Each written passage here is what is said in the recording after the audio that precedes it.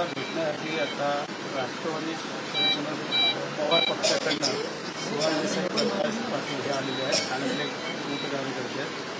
काय वाटतंय की तुम्हाला की त्यांनी धीर दिलेला आहे? हो, कारण का आम्हाला धीर दिला तरच आम्ही जगू शकू. धीर नाही दिला तर कुणाच्या विश्वासावर विरोधकाच्या जगायचं की सत्ताधारीच्या. इथं सत्ताधारी आणि विरोधक. आता लंकेसाहेब वाटत भेटले होते, त्यांनी पण म्हणले विषय मांडू, मी बोलतो सगळ्याची. त्यांनी सन्मान केला. शेतकरी बळीराजा म्हणून त्याच्या फक्त पाठीवर थाप द्यावं. कोणी आत्महत्या करणार नाही की तुम्हाला कर्जमुक्ती सुद्धा कोणी मारणार आहे.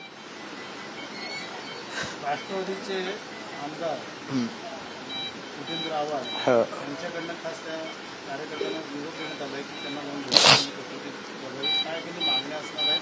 काँग्रेसनं तुम्ही चाललेले पायी मंत्रालयापर्यंत आता पायी न जाता इथंच थांबवलं लागलं तुम्हाला ठाण्यामध्ये दुखापती. काय सांगा?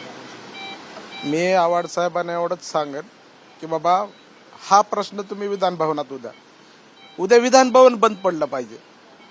या सरकारला प्रत्येक प्रश्नावर, कारण त्यांनी अभिवचन दिलेलं आहे आणि ते पूर्ण करण्यासाठी विरोधकांनी सगळ्यांनी आवाज उठावा, हीच माझी आव्हाड साहेबांकडे. मुख्यमंत्र्यांचं म्हणणं आहे की कर्जमाफी योग्य वेळी होईल. अजितदादांनी देखील आश्वासन दिले होते, मात्र असं आश्वासन दिलंच नाही म्हणतात. फक्त कर्जमाफी, लाभांचं प्रकरण, दोन्ही दाम्पत्य परिवर्तन आणि तुम्ही स्वतः नांगर ओढून इथपर्यंत आला. हो, सरकारला वाटतं लागेल. हो, जाग येणारच. नाहीतर मी आता गांधीगिरीनं आंदोलन करत आलोय. मी तुमच्या सगळ्या मीडियाच्या समोर सांगायला, मी आतापर्यंत गांधीगिरीनं आंदोलन करत आलं. इथून पुढचं आंदोलन भगतसिंगासारखं असेल. तुम्हाला इशारा काय लक्षात? आम्ही मरायला घाबरत नाही, कारण सगळा शेतकरी आयुष्यात उठलेला आहे. तो मरायला कशाला घाबरेल? तुम्हाला येत्या काही दिवसात दिसेल. मी उद्या भेट झाली, या विषयावर चर्चा झाली, मागण्यावर विचार झाला तर बरं, नाहीतर इथून पुढचं आंदोलन भगतसिंग.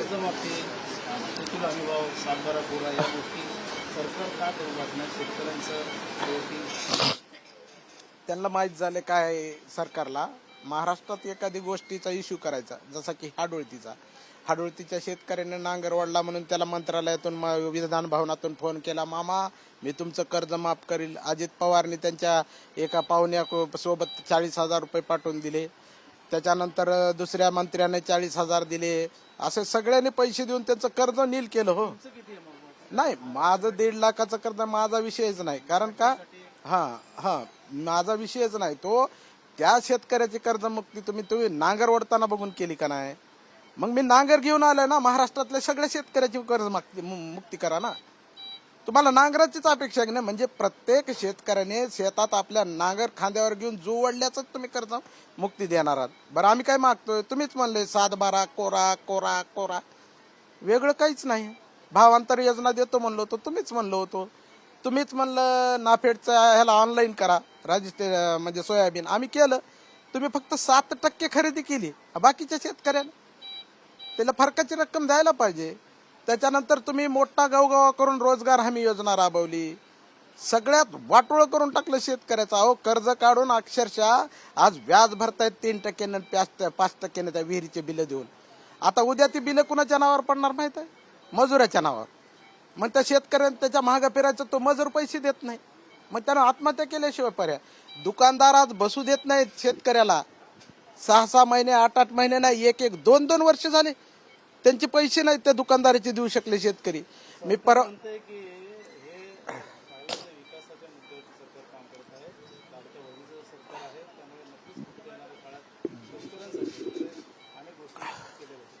हो, बरोबर आहे. सरकार विकासाच्या वाटेवर काम करतंय, मान्य बी आहे.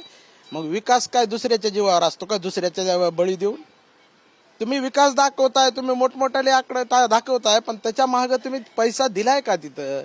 आज घडीला सगळ्या खणखणाट सगळ्याला समोर दिसायला. केंद्र शासन राज्य शासनाचं 1468 रुपये काही कोटी रुपये द्यायला तयार नाही. त्याचं कारण माहित आहे? कारण का, राज्य शासनानं म्हणजे हे सरकार आलं की ह्यांनी सगळे 60-40चा रेशो महाराष्ट्रातला बिघडून टाकलाय. त्याच्यामुळे केंद्र शासन म्हणाले तुम्ही 60-40चा रेशो बिघडलेला आहे, आम्ही निधी देणार नाही. आता त्यांच्या भांडणामध्ये आम्ही शेतकरी मेलो ना सगळे.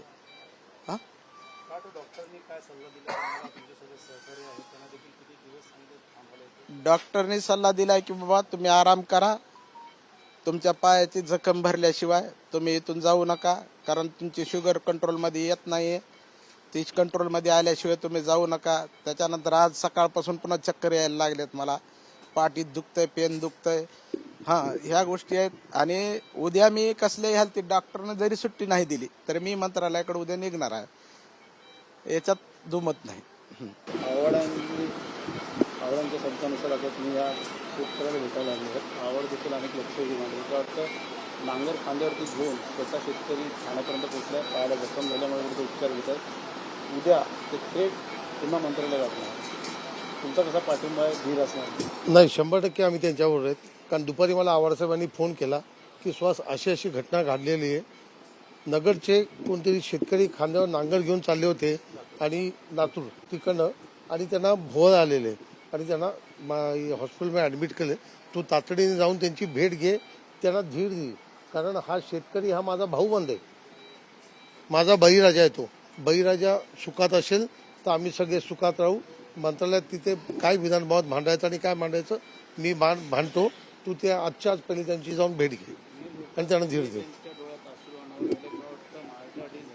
त्यांचं देखील कर्ज, मात्र त्यांचं म्हणणं आहे की 7-12 कोरा कर्जमाफी, पिकाला हमीभाव अशा गोष्टी करणं गरजेचं. काय वाटतं सरकार या गोष्टी त्यांच्या पूर्ण करतो शेतकऱ्यांच्या? आता कशी बोलायची ICU मध्ये उभा आहे, नाही तर सरकार फक्त ते लाडकी बहीण, लाडका भाऊ, आता काय ती लाडका आजोबा चालू आहे.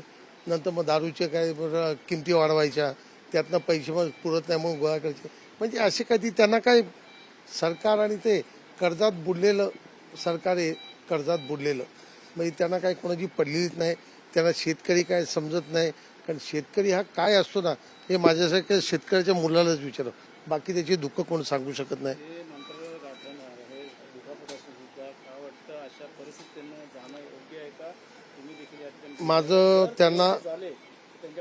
माझं त्यांना सांगणं एकच आहे की मी आता लगेचच आव्हाडसाहेबांशी बोलणार आहे.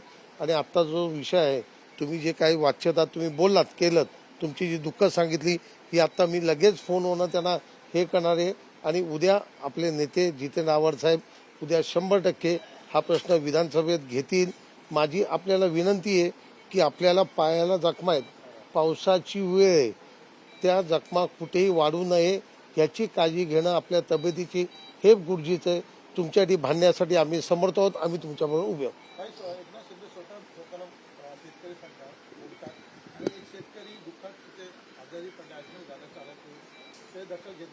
शेतकऱ्यांमध्ये प्रकार असतात.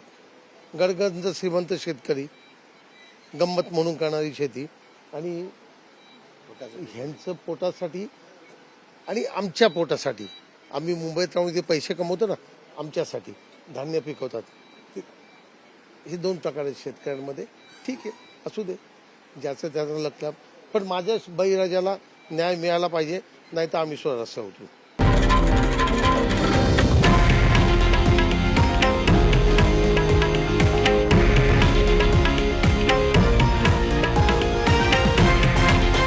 हे आहे देशातील नंबर 1 न्यूज नेटवर्क आणि आपण पाहत आहात TV9 मराठी, एकमेव.